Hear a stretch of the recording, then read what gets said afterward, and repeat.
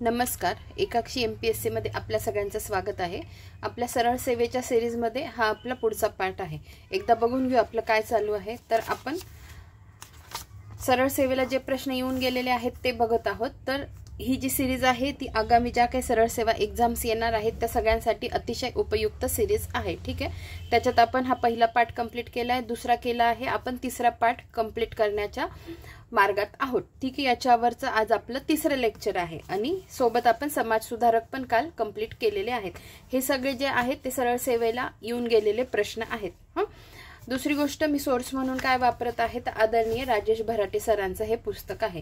त्या व्यतिरिक्त मला एक सांगायचं आहे की जर मला सरळ सेवेसाठी लँग्वेजला जे काही प्रश्न येऊन गेलेले आहेत, म्हणजे मराठी इंग्लिशवर जे काही प्रश्न येऊन गेलेले आहेत, याच्यासाठी जर वेगळं कोणतं पुस्तक सापडलं जे स्पेसिफिक त्याच्यासाठी असेल, ज्याच्यात एक्सप्लेनेशन पण दिलं असेल, ते सापडलं तर आपण ती सिरीज पण पुढे आणूया. म्हणजे ही आधी कंप्लीट करून घेऊ, आपण स्टेप बाय स्टेप जाऊ. ही आधी कंप्लीट करून घेऊ. ते हे झालं की मला तसं पुस्तक फक्त भेटायला पाहिजे, कारण हे पुस्तक पण मला अचानक दृष्टिक्षेपात आलं, मला ते आवडलं, म्हणून मग मी याची सिरीज स्टार्ट केली. तर मला तसं पुस्तक भेटलं तर मग 100% आपण ते पण स्टार्ट करू. फक्त शब्द नाही देत, पण मग माझ्या डोक्यात असं आहे चालू. त्याच्यानंतर मला हे सांगायचं होतं की जसं मी कम्युनिटी पोस्टला टाकून ठेवत असते की आजचं लेक्चर किती वाजता पडेल. काल पण टाकलं होतं. तुम्ही लोक बघता की नाही मला काही समजत नाही, पण हे तुमच्यासाठीच करत असते, कारण काही जण सिन्सिअरली त्या व्हिडिओची वाट बघत असतात. तर त्यांच्यासाठी त्यांच्या भावनांचा विचार करणं हे माझ्यासाठी आद्य कर्तव्य आहे. जर कोणी व्हिडिओची वाट बघत असेल तर त्याच्यासाठी मी पण लगेच कम्युनिटी पोस्टवर टाकून देत असते की हो, माझं आजचं लेक्चर थोडं उशिरा पडेल. जसं काल मी टाकलं होतं 4च्या आधी येईल, तर मी खूप आधीच टाकून दिलं होतं, 2च्या आधीच आलं होतं. उशिरा याच्यासाठी सांगते की कधी कधी मी सांगितलं 1ला पडेल आणि आलंच नाही. कारण आता आजचंच बघा, मी आज कम्युनिटी पोस्टला टाकलं की 12ला आजचं लेक्चर येईल. आता मी 12ला टाकलं, पण अभ्यास करता करता, म्हणजे आता मी बाकीचं तुम्हाला सगळंच सांगत नाही, पण ओव्हरऑल सगळंच करता करता वेळ होत जातो. आता मग मी याचा अभ्यास करायला घेतला. आजचा व्हिडिओ लांब होणार आहे, तुम्हाला कळेल असं मी का म्हणतेय, कारण बऱ्याच गोष्टी नवीन आहेत, बऱ्याच गोष्टी सर्च घेतलेल्या आहेत, ते तुम्हाला दाखवत जाईल तेव्हा तुम्हाला कळेल मी असं का म्हटले. ठीक आहे. तर मला सांगायचं तात्पर्य इतकंच होतं. कम्युनिटी पोस्टला मेसेज टाकून ठेवत जाते, टेलिग्राम चॅनलला पण काल पण टाकला होता, आज पण टाकला आहे. तर मी फार आधीपासून सांगते की टेलिग्राम चॅनल जॉईन करून घ्या. तिथे मी मेसेजेस देत जाईल, जसा काल पण दिला होता, आज पण दिला होता. आज तर मी 12 वाजता लेक्चर, 12च्या आधी लेक्चर अपलोड होईल असं मी तुम्हाला सांगितलं. त्याच्यानंतर मी ते बदललं आणि 1 केलं, कारण कधी कधी मला मध्येच काहीतरी वेगळं काम येतं, मला तिकडे जावं लागतं. ठीक आहे. तर मग अशा पद्धतीने तेवढं फक्त तुम्हालाच माहिती मिळण्यासाठी एक टेलिग्राम चॅनल नाही तर कम्युनिटी पोस्ट एक चेक करत जा. दुसरी गोष्ट चॅनल सबस्क्राईब केलेलं असेल तर त्याचं बेल आयकॉनवर क्लिक करा आणि नोटिफिकेशनचं तो बार ऑन करा. याच्यासाठी सांगते आहे, मी कधीच तुम्हाला ह्या गोष्टी बोलत नाही. माझ्या चॅनलला please like, share and subscribe my channel. मी असं आत्तापर्यंत चॅनल सुरू झाल्यापासून आत्तापर्यंत एकदाही बोलली नाही, पण हे मी आज बोलती आहे. ते पण काय बोलती आहे की ज्यांनी सबस्क्राईब केलं असेल त्यांनी ते बेल आयकॉन दाबून ठेवा. हे तुमच्याचसाठी सांगते, कारण मग दिवसभरात मी कधीही लेक्चर टाकले तर ते तुमच्यापर्यंत येतील. ठीक आहे. आता कसं असतं यूट्यूबचं, हे असं असतं का नाही मला माहीत नाही, पण समजा दिवसभरात मी 3 लेक्चर्स अपलोड केले, लेक्चर्स म्हणते व्हिडिओ, शॉर्ट्स किंवा रील्स नाही, हे जर अपलोड केले तर 3 व्हिडिओचे ते तुम्हाला मॅक्झिमम नोटिफिकेशन दाखवतील. पण 3च्या पुढे मी जर केले तर त्याचे नोटिफिकेशन येत नाही, असं पण काहीतरी आहे त्यांच्या टर्म्स अँड कंडिशन्स. तर मला असं वाटतं, तर ॲटलिस्ट मी समजा काही कारणास्तव मी नोटिफिकेशन म्हणजे तुम्हाला मेसेज पण नाही देऊ शकली, पण मला जेव्हा वेळ मिळाला आणि मी लगेच व्हिडिओ अपलोड केला तर तुम्हाला हे कळेल, तुमचा तो दिवस सत्कारणी लागेल, तो एक लेक्चर तुमचं पुढे जाईल. तेवढंच, जर तुम्ही ते बेल आयकॉन दाबून ठेवलेलं असेल तुम्हाला लेक्चरचं नोटिफिकेशन येईल आणि तुम्ही बघू शकाल. पुन्हा कधी कधी काय होतं, मला वेळ असला की मी लगेच दुसऱ्या पद्धतीचं लेक्चर किंवा सरळ सेवेचंच लेक्चर अपलोड करू शकते. ठीक आहे. मग ते आता दिवसातलं 1 लेक्चर आपलं फिक्स आहे की 100% येणारच आहे, पण मी काल एक्स्ट्राचं लेक्चर टाकलं होतं समाज सुधारकावर, बरोबर. तर अशा पद्धतीने समजा मी एखादे 2 लेक्चर टाकले तर त्याचे तुम्हाला नोटिफिकेशन मिळावं याच्यासाठी मी एवढं तुम्हाला सांगत आहेत, बाकी माझा कोणताही उद्देश नाही. ठीक आहे, आजचं लेक्चर थोडंसं मोठं होईल, बऱ्याच गोष्टी तुम्हाला सांगायच्या आहेत, दाखवायच्या आहेत. तर आपण स्टार्ट करूया आजच्या व्हिडिओला. बघा, पहिला प्रश्न आहे, महाराष्ट्राचा सर्वात नवीन जिल्हा कोणता? तर पालघर. स्थापना 1 ऑगस्ट 2014 झाली आहे. मुंबई हाय हे नाव कोणत्या खनिज उत्पादनाशी निगडित आहे? तर पेट्रोलियम. ठीक आहे, मुंबई हाय हे नाव कोणत्या खनिज उत्पादनाशी निगडित आहे? तर पेट्रोलियम. पुढचा प्रश्न बघा काय आहे, कोणता राष्ट्रीय महामार्ग महाराष्ट्रातील सर्वात कमी लांबीचा महामार्ग ठरतो? तर राष्ट्रीय महामार्ग क्रमांक 4B. आपण त्याच्याविषयी माहिती बघून घेऊ. बघा, National Highway 348, commonly called JNPT Road or NH 348, previously known as NH4B, is a 6-lane access control expressway in India. It is an upgrade of the 4-lane NH4B into a 6-lane control access highway under JNPT Port Road Connectivity Project. NH 348 traverses the city of south Navi Mumbai, Maharashtra, India. ठीक आहे, एवढं सगळं मुद्दामून दाखवलं कारण वेगळ्या पद्धतीने प्रश्न विचारला तर तुम्हाला आला पाहिजे. पुढचा प्रश्न बघा, बेसॉल्ट या अग्निजन्य खडकांपासून निर्माण झालेल्या महाराष्ट्राच्या पठारी प्रदेशातील डॅश डॅश या काळ्या कसदार जमिनीपासून कापसाचे व ऊसाचे चांगले पीक मिळते. तर कोणतं? रेगूर मृदा. ठीक आहे, पुढे, महाराष्ट्राच्या बहुतेक भागात डॅश डॅश प्रवाह प्रणाली आढळते? तर वृक्षाकार प्रणाली आढळते. सॉरी, तुम्हाला नीट दिसत नव्हतं, आता दिसत असेल. आधीचे प्रश्न बघून घ्या नीट. ठीक आहे, ते थोडं पुस्तक ॲडजस्ट करताना ना इकडे तिकडे होऊन जातं. ठीक आहे, आता दिसतंय.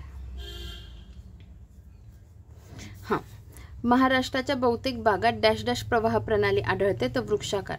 पुढे बघा, जालना जिल्ह्यात एकूण तालुके आहेत किती? तर 8 तालुके आहेत. मग 8 तालुके असणारे आपण बाकीचे पण बघून घेऊ. जिल्हे कोणते? तर पालघर, सिंधुदुर्ग, जालना, धाराशिव, वर्धा आणि गोंदिया.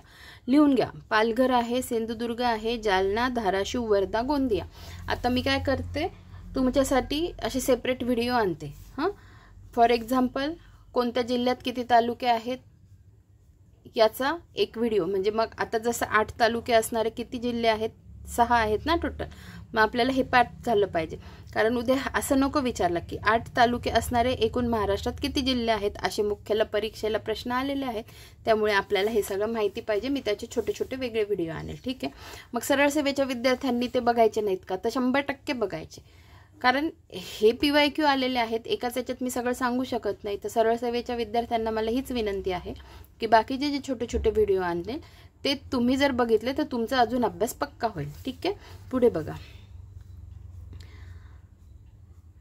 ब्रह्मदेशाच्या थिबा राज्याचा राजवाडा महाराष्ट्रात कोठे आहे? तर रत्नागिरीमध्ये. ठीक आहे, भंडारदरा गावाजवळ बांधण्यात आलेला विल्सन बंधारा किंवा भंडारदरा धरण डॅश डॅश या 2 टेकड्यांदरम्यान पसरलेले आहे?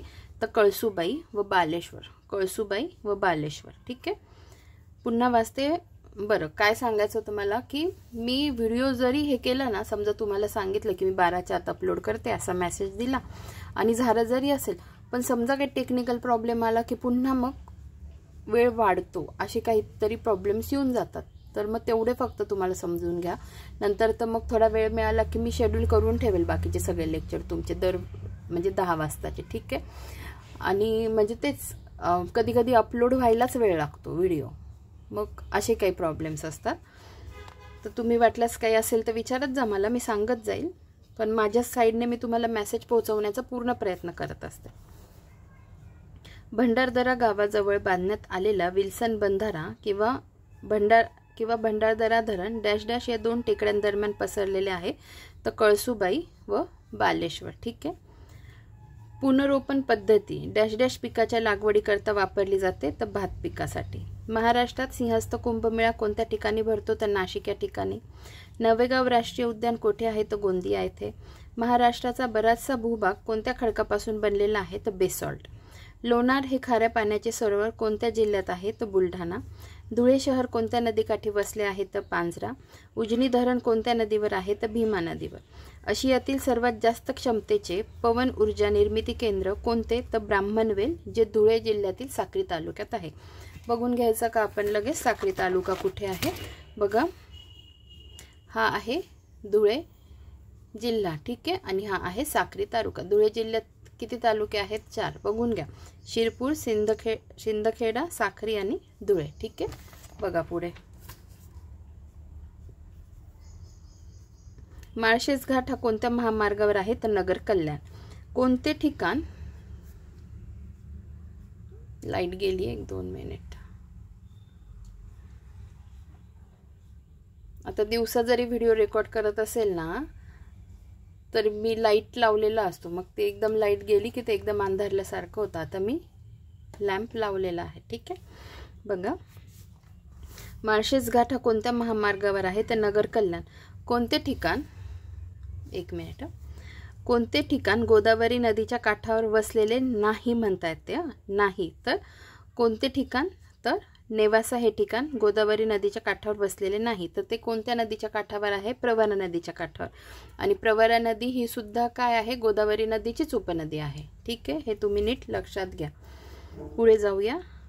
महाराष्ट्र राज्यामध्ये सन 2024 मध्ये तयार करण्यात आलेल्या 36व्या जिल्ह्याचे नाव काय? पालघर. आणि स्थापना दिवस लक्षात ठेवा, 1 ऑगस्ट 2014. नाशिक जिल्ह्यातील प्रसिद्ध किल्ला कोणता? तर साल्हेर. महाराष्ट्र पठार कोणत्या खडकापासून बनलेले आहे? तर बेसॉल्ट. पुढे बघा, महाराष्ट्रातील कोणता जिल्हा पर्यटन जिल्हा म्हणून सर्वप्रथम घोषित करण्यात आला? तर सिंधुदुर्ग, ठीक आहे. आपण पुढे बघूया. कोणती नदी कृष्णा नदीची उपनदी आहे? तर पंचगंगा. इंडिया गेट कोणत्या शहरामध्ये आहे? तर दिल्लीमध्ये. महाराष्ट्रातील सर्वात लांब नदी कोणती? तर गोदावरी. महाराष्ट्रातील सर्वात उंच शिखर कोणते? कळसुबाई. कोणते थंड हवेचे ठिकाण महाराष्ट्रात नाही? तर इथे सातपुडा लिहिलेला आहे. आता सातपुडा हा पर्वत जरी असला तरी आता ठीक आहे, तुम्ही लक्षात ठेवा कोणते थंड हवेचे ठिकाण महाराष्ट्रात नाही, त्यांनी इथे सातपुडा लिहिलेला आहे. पुढे बघूया आपण. बाकीचे ऑप्शन आपल्याला माहिती नाहीये ना, म्हणून ठीक आहे, जाऊ दे.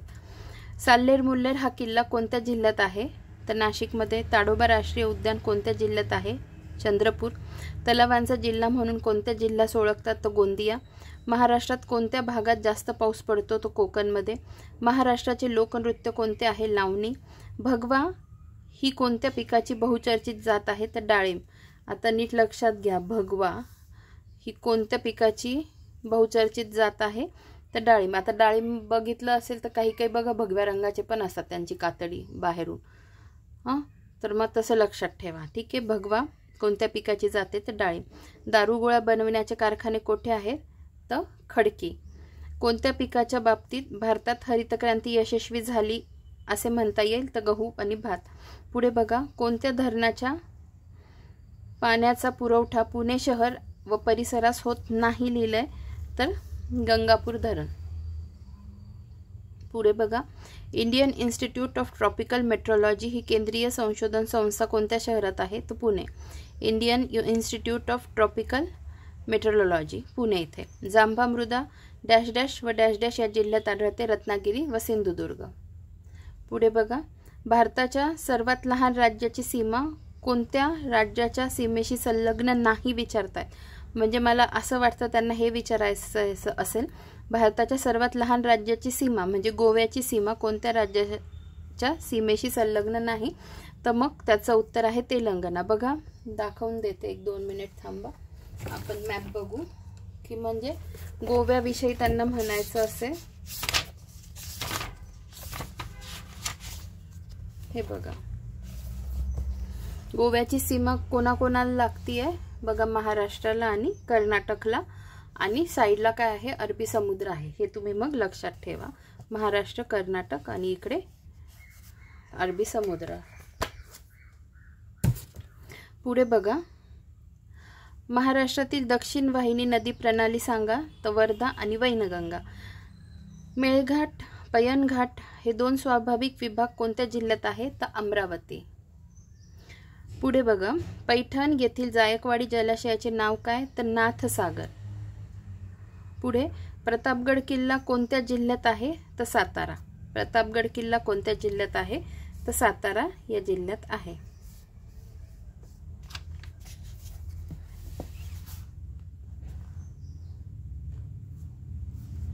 महाराष्ट्राचे एकूण प्रशासकीय विभाग किती आहेत? तर 6 आहेत. तोरणमाळ हे थंड हवेचे ठिकाण, 1-2 मिनिट. तोरणमाळ हे थंड हवेचे ठिकाण कोठे आहे? तर नंदुरबारमध्ये. जैतापूर अणुविद्युत प्रकल्प कोणत्या जिल्ह्यात प्रस्तावित आहे? तर रत्नागिरीमध्ये. तानसा हे धरण कोणत्या जिल्ह्यात आहे? तर ठाणेमध्ये. सन 2011च्या जनगणनेनुसार भारताची लोकसंख्या सुमारे डॅश डॅश होती? तर 121 कोटी. सिंधुदुर्ग किल्ला बांधला गेला सन 1664 मध्ये. 1664 मध्ये. कोणत्या जिल्ह्याची सीमा सिंधुदुर्ग जिल्ह्याला लागत नाही? तर रायगडची. ठीक आहे, बघून घ्या, दाखवते तुम्हाला. 1-2 मिनिट.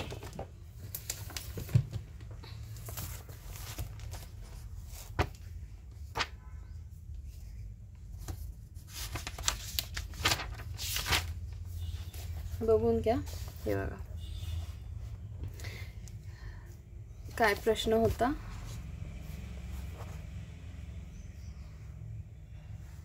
कोणत्या जिल्ह्याची सीमा सिंधुदुर्ग जिल्ह्याला लागत नाही? तर रायगडची नाही लागत, कारण रायगड वरती राहतो. हे बघा, सिंधुदुर्ग हा याला कोणत्या जिल्ह्याची आहे? खाली तो गोवा आहे राज्य, त्याच्यानंतर एका बाजूला कोल्हापूर आहे आणि वरती रत्नागिरी आहे, एका बाजूला अरबी समुद्र आहे. ठीक आहे, नीट लक्षात ठेवा. आणि रायगड बघा रत्नागिरीला लागते त्याची सीमा, रत्नागिरी नंतर वरती रायगड येतो. ठीक आहे, राहील लक्षात. पुढे बघा,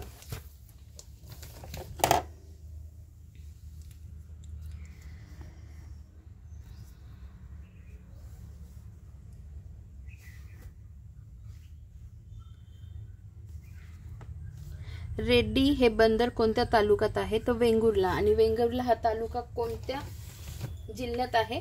तर सिंधुदुर्ग. बघून घ्या, तुम्हाला दाखवते. इतक्याच दाखवला मी. हा आहे सिंधुदुर्ग तालुका आणि सिंधुदुर्ग जिल्हा. आणि हे दिसतंय, हा आहे वेंगुर्ला तालुका. ठीक आहे, वेंगुर्ला. आणि प्रश्न काय होता? रेड्डी हे बंदर कोणत्या तालुक्यात आहे? तर वेंगुर्ला तालुक्यात. सिंधुदुर्ग जिल्ह्यात कोठे नगर परिषद नाही? तर देवगड येथे नगर परिषद नाही आहे. तिलारी धरण सिंधुदुर्गच्या कोणत्या तालुक्यात येते? दोडामार्ग. पुन्हा बघून घेऊ आपण. दिसतोय तुम्हाला दोडामार्ग हा शेवटचा तालुका. ठीक आहे, आणि आता आपण म्हटलं नगर परिषद कोणत्या तालुक्यात नाही? तर इकडे देवगड आहे. नीट सगळे मग दाखवते तर बघून घ्या तुम्ही. हां, देवगडमध्ये नाही आहे म्हणता नगर परिषद. आत्ता वेंगुर्ला बघितलं आपण, जिथे रेड्डी बंदर आहे. आणि दोडामार्ग इथे काय म्हणतात ते तिलारी धरण आहे. ठीक आहे, पुढे बघा, कोणती रेल्वे मुंबई गोवा मार्गावरून धावत नाही? तर महाराष्ट्र एक्सप्रेस. आपण मागच्याच व्हिडिओमध्ये बघितलं. तर महाराष्ट्र एक्सप्रेस ही कोल्हापूर ते गोंदिया धावते. ठीक आहे, पुढे बघा, कोणती गंगा नदीची उपनदी नाही? तर इंद्रावती. मग इंद्रावती कोणाची उपनदी आहे? तर गोदावरी नदीची आहे. पुढे अनेक संदर्भ येणार आहेत. बरं ठीक आहे, मी तुम्हाला दाखवून देते आत्ताच. एकदा आत्ता दाखवलं तर तुम्हाला हे समजेल की मला तुम्हाला म्हणजे पुढच्या प्रत्येक प्रश्नाला मला तुम्हाला दाखवायची गरज पडणार नाही. त्यामुळे तुम्ही आत्ताच आहे ना बघून घ्या की मला काय सांगायचं आहे. हे बघा, ही आहे. आता आधी वाचून घेऊ आपण इंद्रावती नदीविषयी. बघा, आता मी हे एवढं का दाखवते तुम्हाला? कारण खरंच इंद्रावती नदीवर पुढे पण प्रश्न आहे आणि आपल्याला माहिती लागेलच. तिचा उगम कुठे होतो, महाराष्ट्रात कुठे येते, कुठे मिळते गोदावरी नदीला, ते ठिकाण कोणतं आहे, त्या ठिकाणाचं नाव कोणतं आहे, कोणत्या तालुक्यात आहे. ठीक आहे, मग बघा, इंद्रावती ही नदी गोदावरी नदीला डाव्या तीराने म्हणजे कुठून उत्तरेकडून येऊन मिळणारी मध्य भारतातली एक मोठी उपनदी आहे. 1-2 मिनिट सेट करू द्या मला. बघा, आपण पुन्हा बघूया इंद्रावती नदी. बघा, इंद्रावती ही नदी गोदावरी नदीला डाव्या तीराने म्हणजे उत्तरेकडून येऊन मिळणारी मध्य भारतातली एक मोठी उपनदी आहे. इंद्रावतीचा उगम 1-2 मिनिट. इंद्रावतीचा उगम कलाहंडी जिल्हा रामपूर ओडिशा येथे झालेला आहे। ही फॅक्ट तुम्हाला माहितीच पाहिजे, ठीक आहे। कलाहंडी जिल्हा रामपूर ओडिशा येथे झालेला आहे। या नदीचा प्रवास सुरुवातीला पश्चिमेकडून नंतर दक्षिणेकडे होतो, ठीक आहे। म्हणजे ती अशी इकडे वाहत असेल आणि मग दक्षिणेकडे वाहत असेल। ओडिशा, छत्तीसगड व महाराष्ट्र, ओडिशा, छत्तीसगड व महाराष्ट्र या 3 राज्यातून वाहणारी ही नदी आहे। या नदीची एकूण लांबी महाराष्ट्र, छत्तीसगड, ओडिशा हे राज्य मिळून किती आहे? 535 किलोमीटर एवढी आहे। तीनही राज्य मिळून एकूण 40,000 चौरस किलोमीटर क्षेत्र या नदीने व्यापलेले आहे। महाराष्ट्रातून या नदीचा प्रवास 129 किलोमीटर इतका होतो। घनदाट जंगलातून वाहणारी ही नदी आहे। घनदाट जंगलातून वाहणारी ही नदी आहे। इंद्रावती नदीवर चित्रकोट नावाचा धबधबा आहे, ठीक आहे। हा प्रश्न पण पुढे विचारण्यात आलेला आहे। इंद्रावती नदीवर चित्रकोट नावाचा धबधबा आहे। छत्तीसगड राज्यातील बस्तर दंतेवाडा जिल्ह्यातून वाहत येऊन महाराष्ट्राच्या अतिपूर्व सीमेवरून गडचिरोली जिल्ह्यातून वाहते व शेवटी महाराष्ट्र, छत्तीसगड व तेलंगणा राज्याच्या सीमेवर गोदावरीला डाव्या बाजूने उत्तरेकडून सोमनूर तालुका सिरोंचा जिल्हा गडचिरोली येथे येऊन मिळते, ठीक आहे। तर अशी ही माहिती आहे। आता दाखवण्यासाठी आहे का मला फक्त बघू द्या।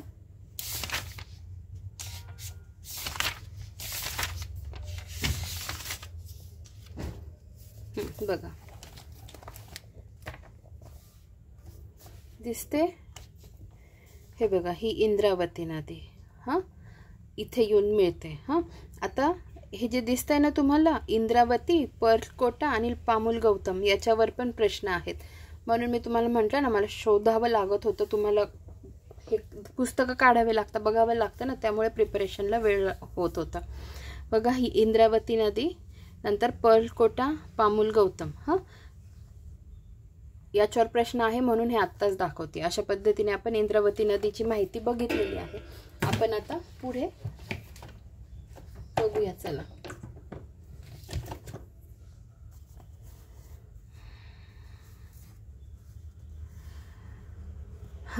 कोणती गंगा नदीची उपनदी नाही? तर इंद्रावती, जी गोदावरी नदीची उपनदी आहे।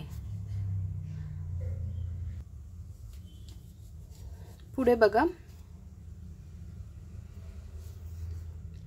मुंबई गोवा महामार्गाचा नवीन क्रमांक काय आहे? ते NH66 आहे। कोणती नदी कृष्णा नदीची उपनदी आहे? तर पंचगंगा। उत्तर व पूर्व दिशांमध्ये कोणती दिशा असते? तर ईशान्य दिशा असते। डेक्कन क्वीन ही रेल्वे कोणत्या मार्गावर धावते? तर पुणे मुंबई मार्गावर धावते। महाराष्ट्र आरोग्य विद्यापीठ कोठे आहे? तर नाशिक येथे। डॅश डॅश हे गौण वनोपज नाही, काय? तर टिकवूड हे गौण वनोपज नाही। पुढे लेखामेंढा फॉरेस्ट राईट ऍक्ट अन्वये सामुदायिक वन हक्क मिळवणारे देशातील पहिले गाव कोणते? पहिले गाव डॅश डॅश तालुक्यात आहे, तर धानोरा। आणि धानोरा कुठे आहे? तर बघा गडचिरोली मध्ये। आता गडचिरोलीचे खूप सारे तुम्हाला डिस्ट्रिक्ट नाही तालुके दिसणार आहेत। हा बघा, हा आहे गडचिरोली। तर एक मिनिट, धानोरा दाखवायचा आहे मला तुम्हाला। हे बघा धानोरा दिसला, इथे आहे धानोरा। आता गडचिरोली जिल्ह्याचा मॅप दाखवण्याचा, तालुके दाखवण्याचा उद्देश इतकाच आहे की तुम्हाला जसं मी सांगितलं, इथे इंद्रावती नदी येते, तिथेच पर्लकोटा, पामुल गौतम या नद्या पण येतात। त्याच्यानंतर मी कम्युनिटी पोस्टला आज एक प्रश्न सेट केलाय बघा, वडेगाव घाट एक कोणता तरी, याच्यावरच प्रश्न येईल। तो कुठून कुठे असतो, कोणत्या 2 तालुक्यांना जोडतो? तर त्याचं उत्तर आहे कुरखेडा कोरची, ठीक आहे। कुरखेडा कोरची या 2 तालुक्यांना तो जोडतो। तर मग ह्या एवढ्याच याच्यावर बरेच प्रश्न आहेत, म्हणून मग मी तुम्हाला हा मॅप दाखवला, तर माहिती असू दे, ठीक आहे। आता आपलं झालं बघून। अच्छा, आलाच बघा, तो प्रश्न आलाच। पुढे बघू आपण। लेखामेंढा फॉरेस्ट राईट ऍक्ट अन्वये सामुदायिक वन हक्क मिळवणारे देशातील पहिले गाव धानोरा तालुक्यात आहे। गोदावरी व इंद्रावतीचा संगम कुठे होतो? तर सोमनूर येथे सिरोंचा। आता मी तुम्हाला जस्ट मॅप मध्ये नदी वगैरे सगळं दाखवलं। गोदावरी व इंद्रावतीचा संगम सोमनूर येथे होतो. कुठे? सिरोंचा या तालुक्यात, गडचिरोली येथे. पुढे बघा वेडगाव घाट, याच्याविषयी मी सांगत होती.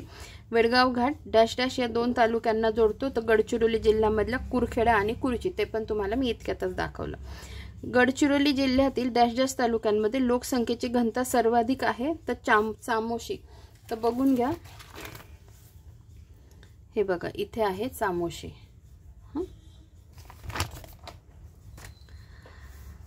गडचिरोली जिल्ह्यात डॅश डॅश येथे पेपर मिल आहे. तर आष्टी येथे, आष्टी येथे पेपर मिल आहे.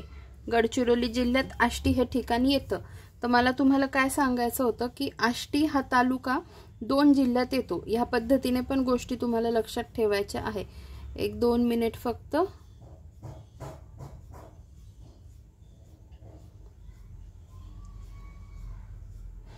तर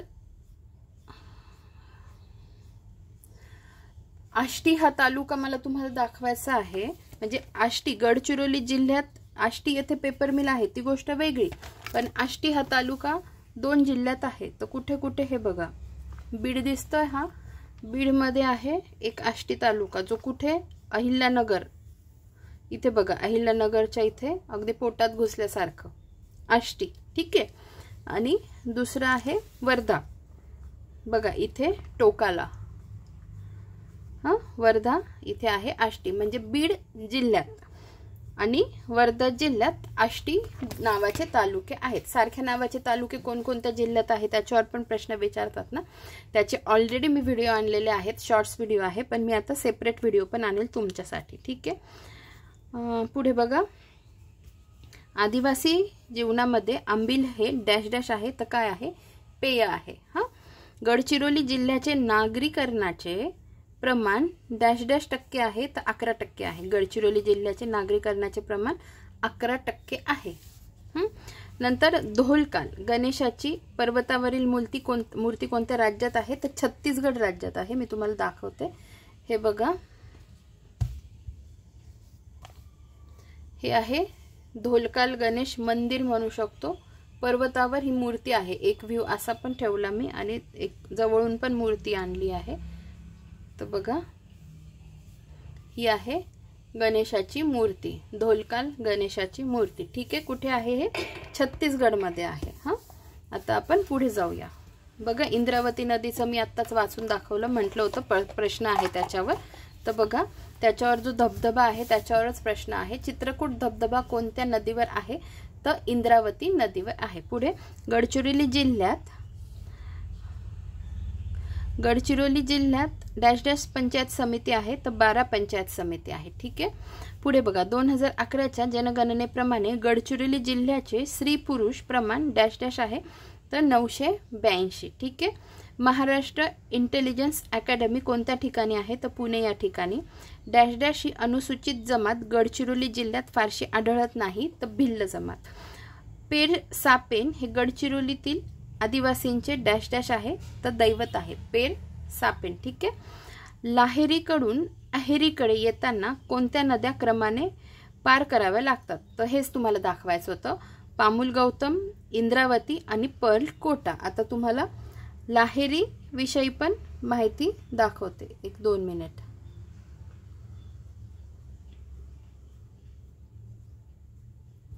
हे बघा, तर लाहेरी कुठे आहे? तर भामरागड तालुका जो आहे ना त्याच्यात आहे. बघा, Lahiri, both Lahiri M and Lahiri S is located in the Gadchiroli district of Maharashtra, India. Specifically, it falls within the Bhamragad taluka. ठीक आहे. आता भामरागड तालुक्यामध्ये आता प्रश्न पुन्हा बघू आपण. लाहेरीकडून अहेरीकडे येताना, लाहेरीकडून अहेरीकडे येताना कोणत्या नद्या क्रमाने पार कराव्या लागतात? पामुल गौतम, इंद्रावती आणि पर्ल कोटा. आता आपण भामरागडमध्ये आहे. हे बघा, इथे आहे भामरागड आणि इथे आहे अहेरी. ठीक आहे. आणि भामरागडमध्ये आहे लाहेरी आणि लाहेरीकडून अहेरीकडे येताना आपल्याला 3 नद्या पार कराव्या लागतात. काय सिक्वेन्स दिलाय? पामुल गौतम, इंद्रावती आणि पर्ल कोटा. पामुल गौतम, इंद्रावती आणि पर्ल कोटा. ठीक आहे. या गोष्टी नीट लक्षात ठेवा. पुढे बघा, तुलतुली धरण डॅश डॅश नदीवर उभारण्यात येणार आहे, तर कोणत्या? खोब्रागडी नदीवर. आणि खोब्रागडी नदी कुठे आहे? गडचिरोली जिल्ह्यात आहे. तुम्हाला ती नदी पण मी दाखवून देते की खोब्रागडी नदी कुठे आहे. हे बघा, ह्या नद्या पुन्हा बघा, तुम्हाला बघायची असतील तर काय विचारले? लहेरीकडून अहेरीकडे येताना पामुल गौतम, इंद्रावती, पर्लकोटा या नद्या पार कराव्या लागतात. त्याच्यानंतर आपण कोणती बघतोय? खोब्रागडी नदी. बघा ती कुठे आहे? गडचिरोली जिल्ह्यात दिसती आहे खोब्रागडी नदी. आता पुन्हा एक गोष्ट बघा, गोंदियातली ही बाग नदी आहे ना, बाग, ही नदी पण बघून घ्या. याच्यावर शेवटी प्रश्न आहे. पुन्हा गाढवी नदी बघून घ्या, गोंदियातली गाढवी नदी, याच्यावर पण प्रश्न आहे. ठीक आहे, आता मी मॅप घेतलाच आहे तर तुम्हाला प्रश्न असणाऱ्या सगळ्या गोष्टी सांगते. गाढवी नदी बघितली, नंतर बाग नदी बघा, बॉर्डरवरच आहे. ह्या 3 नद्या बघितल्या. आता मला काय सांगायचंय, पुढे एक प्रश्न आहे. वर्धा आणि वैनगंगा यांचा संगम होऊन जी नदी होते, म्हणजे प्राणहिता नदी कोणत्या 2 नद्यांचा संगम होऊन होते? तर वर्धा आणि वैनगंगा. हा पुढे प्रश्न आहे. ठीक आहे, हे एक लक्षात ठेवा. त्याच्यानंतर ठीक आहे, जे महत्त्वाचं आहे आता जेवढं येणार होतं ते तर तुम्हाला मी दाखवून दिलेलं आहे. पुन्हा काही आलं तर तुम्हाला मी तसं दाखवेलच. ठीक आहे, पण सध्या तरी एवढं लक्षात ठेवा.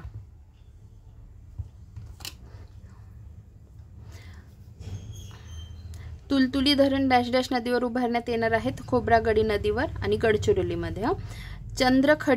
चंद्रखंडी पहाडी डॅश डॅश तालुक्यामध्ये येते, तर एटापल्ली. आता एटापल्ली तालुका पण तुम्हाला माहितीच पाहिजे, पुन्हा बघून घ्या. एटापल्ली कुठे आहे? गडचिरोलीमध्ये. बरं, तुम्हाला हे माहिती का, मी एकदा आहे ना गडचिरोली जिल्ह्यातले गडचिरोली, एक मिनिट थांबा. बरं, मला तुम्हाला हे दाखवायचं होतं की गडचिरोली जिल्ह्यातील डोंगर रांगा लक्षात ठेवण्यासाठी मी ट्रिक बनवली होती. ठीक आहे, तर हा तो व्हिडिओ आहे, दिसतोय तुम्हाला. तर ह्या व्हिडिओ, हे जे आहे ना 4-4.5 मिनिटाचा हा व्हिडिओ आहे.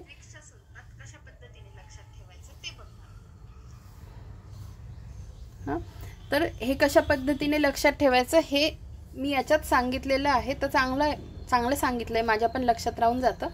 तर तुम्हाला आवडलं तर नक्की जाऊन बघा तुम्ही, एवढंच तुम्हाला सांगायचं होतं. ठीक आहे, पुढे बघा.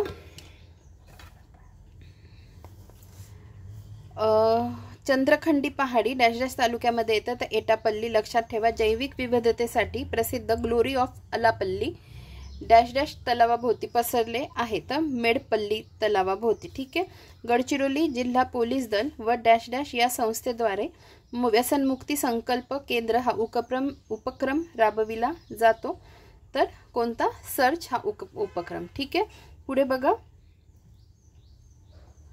गडचिरोली जिल्ह्यात कृषीखाली असणारे क्षेत्र एकूण क्षेत्रफळाच्या डॅश डॅश टक्के आहे, तर 13%. गडचिरोली जिल्ह्यात कृषीखाली असणारे क्षेत्र एकूण क्षेत्रफळाच्या किती आहे? 13% आहे.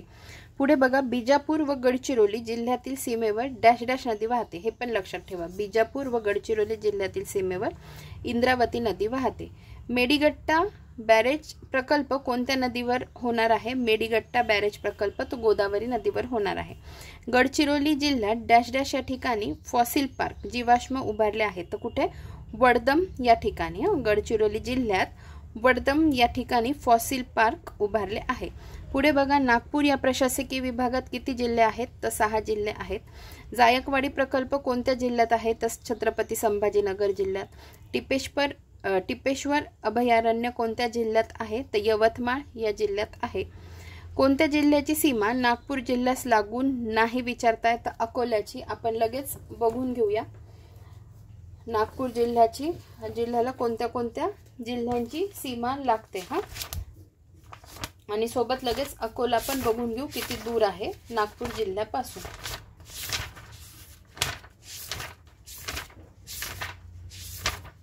बघा,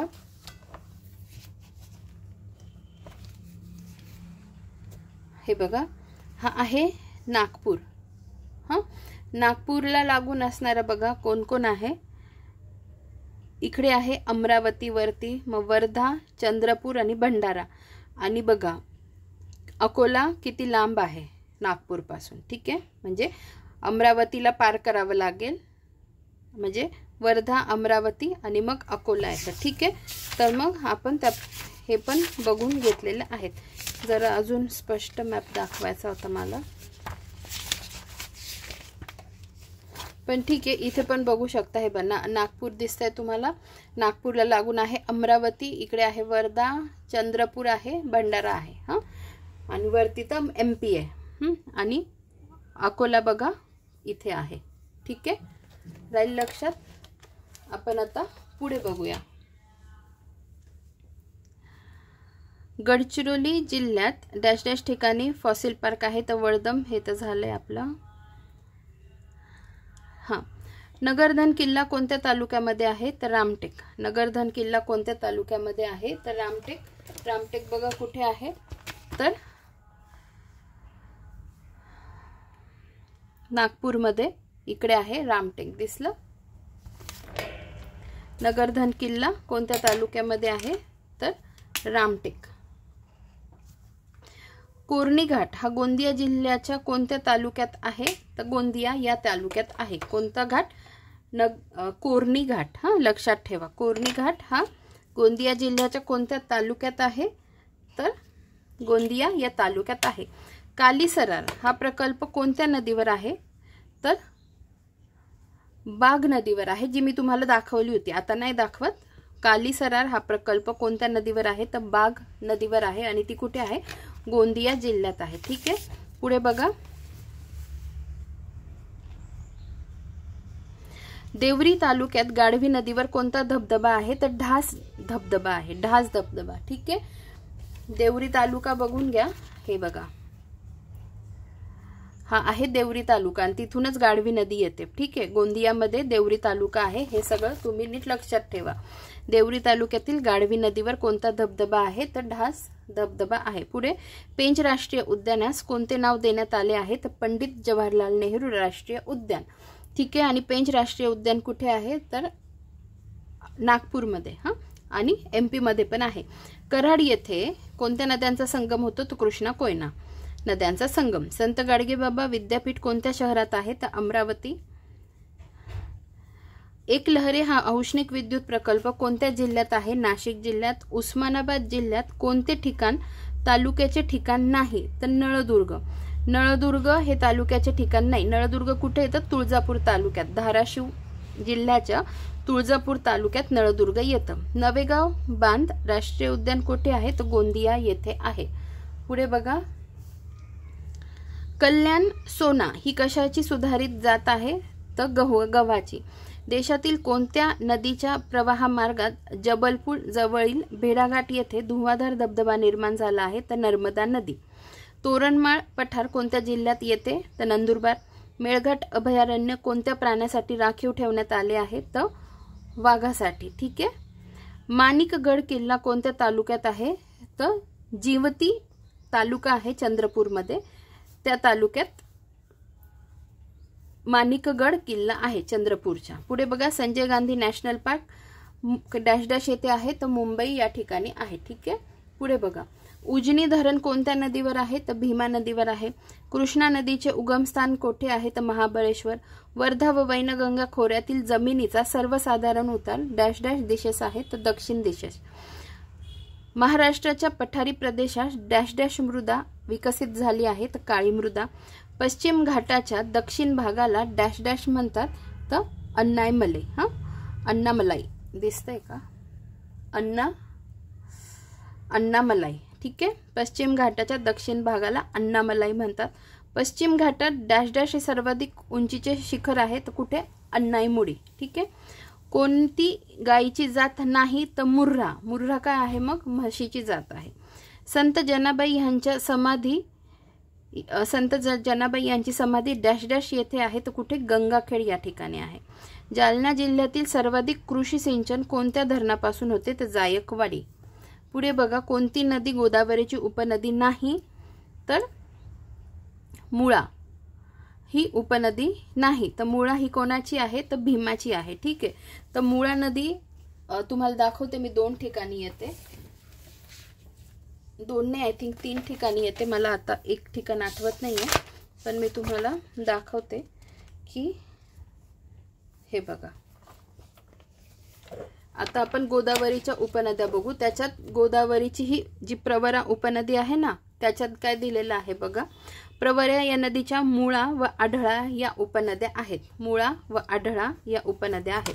आणि बघा गोदावरी नदी आणि हे बघा ही गोदावरी नदी, गोदावरीची उपनदी प्रवरा आणि प्रवराला येऊन मिळणाऱ्या उपनद्या मुळा आणि आढळा. ठीक आहे. आणि दुसरं मग जी भीमा नदीची उपनदी आहे जी मी तुम्हाला दाखवते ते हे बघा दिसतंय. हे आहे भीमा नदीचं खोरं चालू झालं आहे. इथे आहे हे बघा मुळा मुठा. हां, इथे आहे मुळा नदी. हां, आता आपण त्याच्याविषयी माहिती बघू.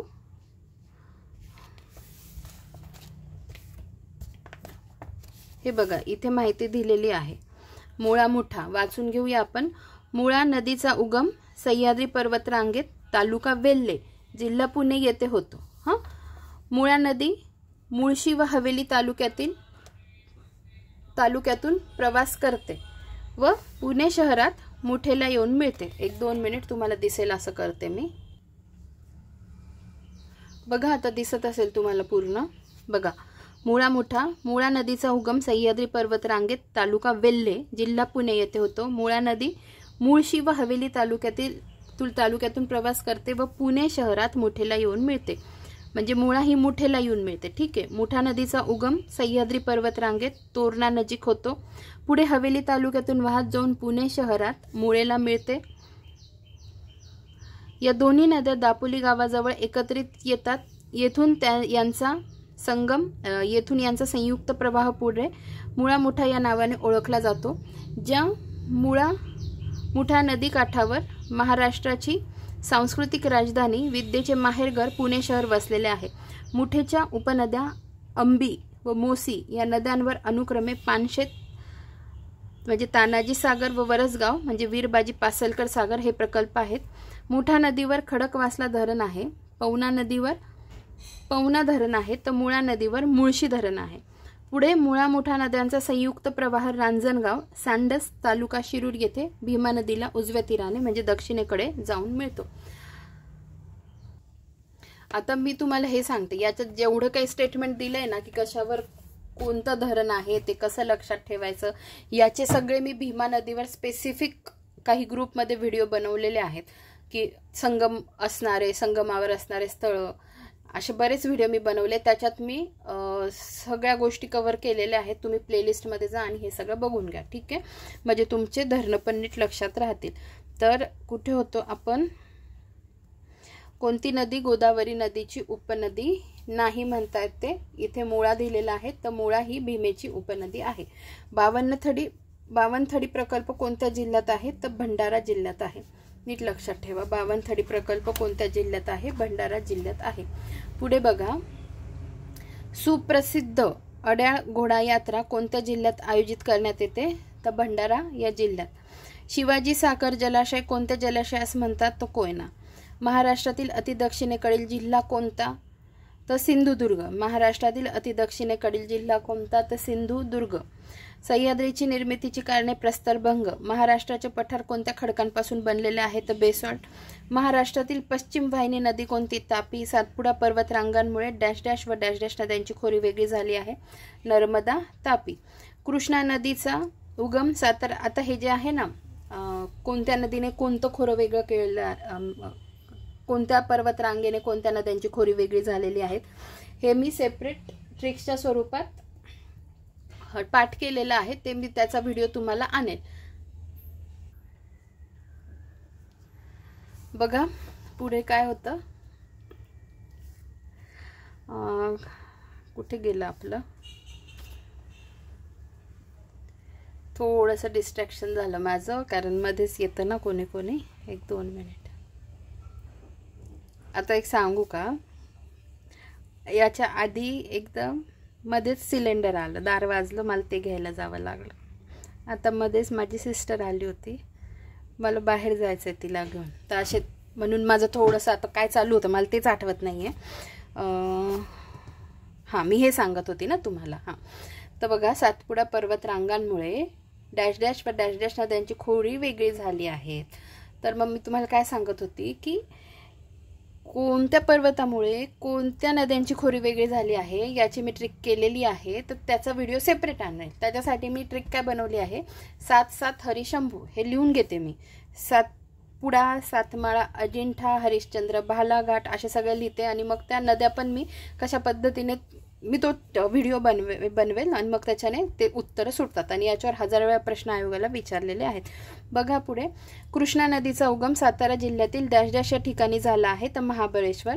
नरनाळा किल्ला डॅश डॅश जिल्ह्यामध्ये आहे तर अकोला जिल्ह्यामध्ये आहे. नरनाळा किल्ला अकोला जिल्ह्यामध्ये आहे. संत चोखामेळा समाधी डॅश डॅश या ठिकाणी आहे तर सोलापूर मंगळवेढा. संत चोखामेळा समाधी मंगळवेढा या ठिकाणी आहे पण ते कुठे आहे, सोलापूर जिल्ह्यात. बघायचं का तुम्हाला 1-2 मिनिट. मी तुम्हाला हे प्रत्येक वेळेस याच्यासाठी दाखवते की आपण जर एकदा बघून घेतले ना की आपल्याला पेपरला आलं की आपल्याला चुकणार नाही. हे बघा, मंगळवेढा दिसलं, सोलापूर जिल्ह्यात. पुढे बघा,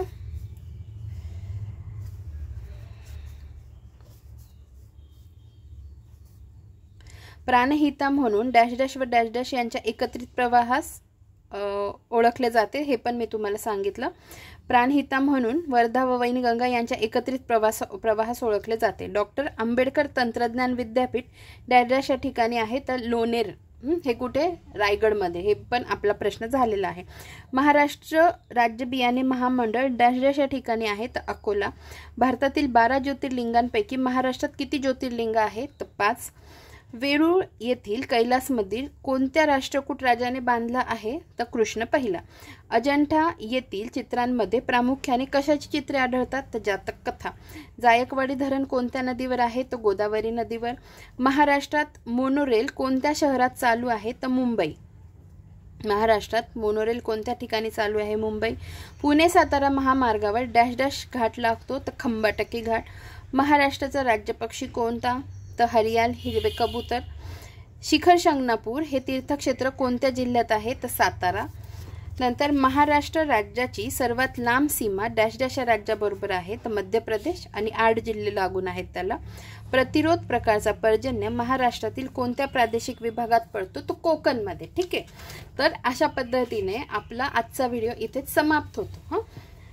तर मग मी याच्यावरच प्रश्न टाकत असते तर ते नक्की फॉलो करत जा म्हणजे तुम्हाला हे कळेल की तुमच्या लक्षात राहतं का किंवा एखादी गोष्ट स्किप झाली असेल तर ती तुमची मग व्हिडिओ बघून पूर्ण होत जाईल. तर आपण लवकरच भेटूया पुढच्या व्हिडिओमध्ये. धन्यवाद.